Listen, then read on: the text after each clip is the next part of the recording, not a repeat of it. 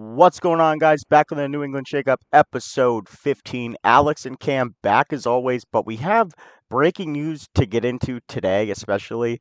A few hours ago, reported a lot of Celtics information coming up that Kristaps Porzingis has a rare leg injury. Cam, welcome back. Let the people know how we're doing. Also, guys, this podcast is brought to you by Gordon Ramsay Burger on 168 Newberry Street in Boston, Mass. Cam and I go there all the time. It is a great, great place to eat, great place to go with your family. Welcome back, Cam. What's going on? A lot of Celtics news to get into. What's up? Yeah, we got a lot to get into. We're happy to have our sponsor at the beginning of the episode. And yeah, we're just trying to see how the Celtics are going to line up with Porzingis potentially missing this game three. Yeah. Yeah, so I mean, obviously I think the obvious choice is, they're gonna have to start Al Horford, but Al Horford has been starting the last two games and has played well up to this point. Now, I think Cam and I can both agree that Horford for the majority of the year was coming off the bench. So, um, role players always play better at home. So my question to you is, how do you think Horford plays on the road?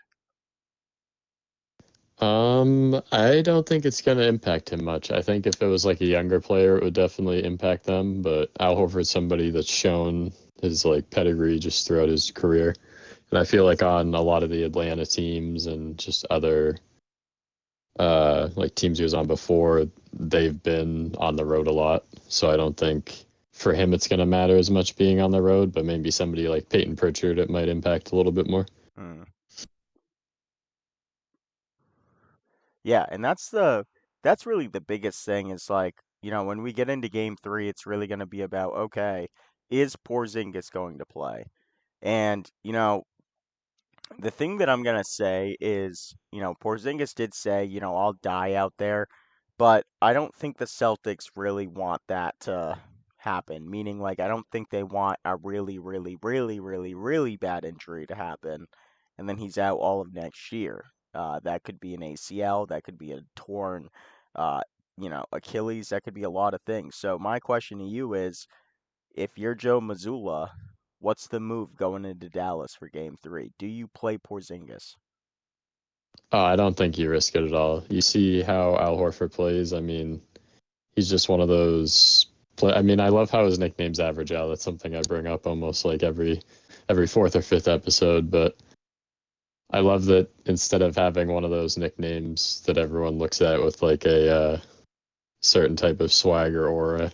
His is Average Al, so everyone kind of has underrated him for a lot of his career. But even when he was at Florida, he was a big time player. So I think he's gonna outperform what the projections are for him tonight, and we'll see if everyone else can pick up what Porzingis is gonna leave out there. Yeah. Yeah, so let's look at the other side though. Let's look at Dallas. I mean, as Luka Doncic in the last game had 32, 11, and 11, had a triple double, you can't really do much else.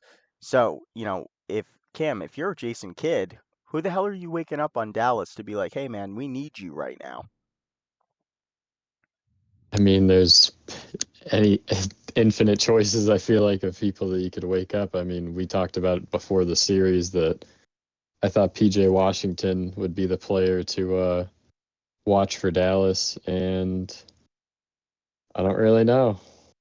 That game too, I mean, there's not really much more that anyone could do on Dallas. I mean, that was a close game in general. PJ Washington 17 and 7, but I don't know. Kyrie had 16.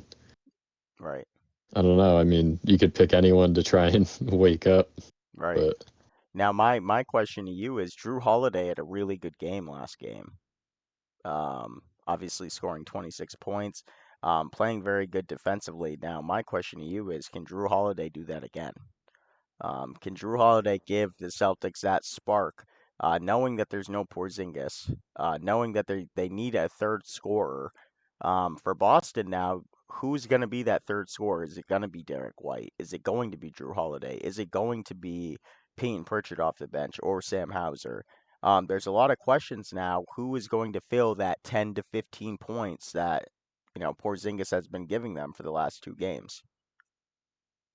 And Yeah, so I think there's a chance that Holiday puts up the 26 again, but in general, I think Derek White's going to be the one who picks up the load that Porzingis is leaving, at least scoring wise.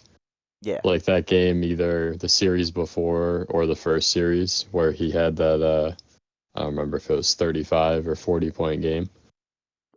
Yeah, against Miami, yeah, 38, yeah. yeah, Um, but my real question is like where we brought up Kyrie, 12 points in game one, 16 points in game two, still not shooting it very efficiently. Is that Boston crowd seems to really be getting to him as much as he said it wasn't going to be able to get to him and saying things of, oh, I thought it was going to be louder in here and this, that, and the fourth. Well, buddy, having 12 points is your second lowest in the finals in your career, and 16 is your third lowest in your finals career.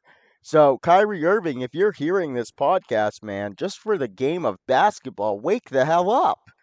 We don't want the Celtics to sweep you guys. We want this to be a competitive series because everybody's been saying, "Oh, the Celtics haven't had a real challenge. Oh, the Celtics haven't done this. Celtics haven't done that."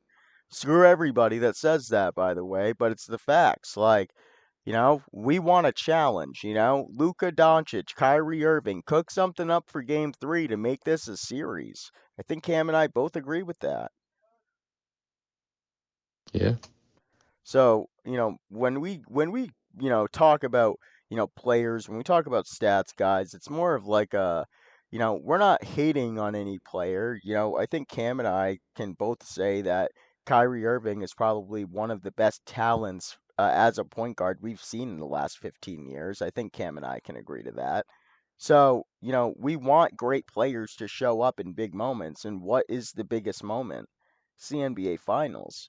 Kyrie, you've shown us what you can do before.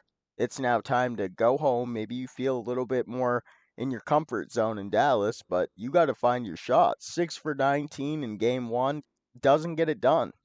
And I believe he shot 8 for 17 in game two. So it's one of those things where you can't minimize, Kyrie's talents like Boston's been doing. If you're Kyrie Irving, you got to try to maximize everything you can do.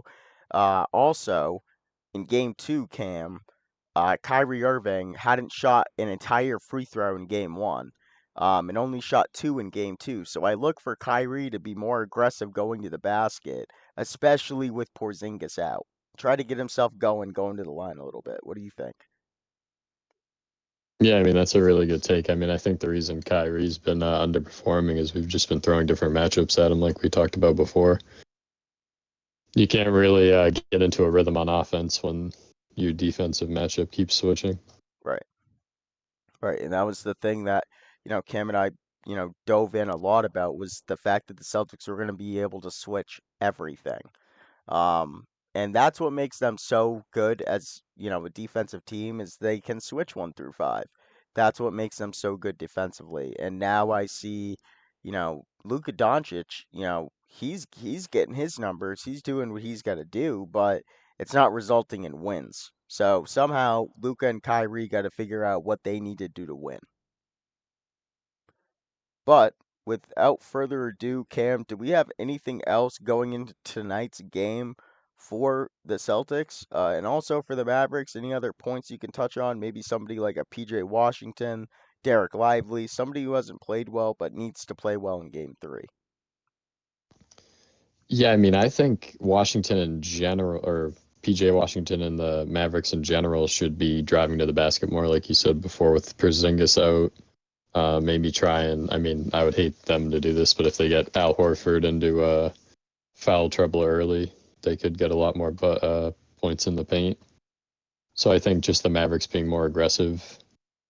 And yeah, I don't know. I mean, the Celtics have just been elite on defense, and I feel like the play calling's been pretty good from Joe Mazzulla, or maybe lack of play calling, I guess. Right. But yeah, I think the Mavericks just got to try and get more points in the paint. Yeah. Yeah, let's see how big that discrepancy is tonight, guys. Without further ado, Cam, this quick episode for tonight's NBA Finals Game 3. Do you have anything else left to say to the people? No, I appreciate everyone listening, and we'll see you on the next episode. Alrighty, guys. Peace out. Episode 15 of the New England Shakeup. Cam and I are out. Peace, guys. Have a great afternoon and a great evening. Let's go, Celtics.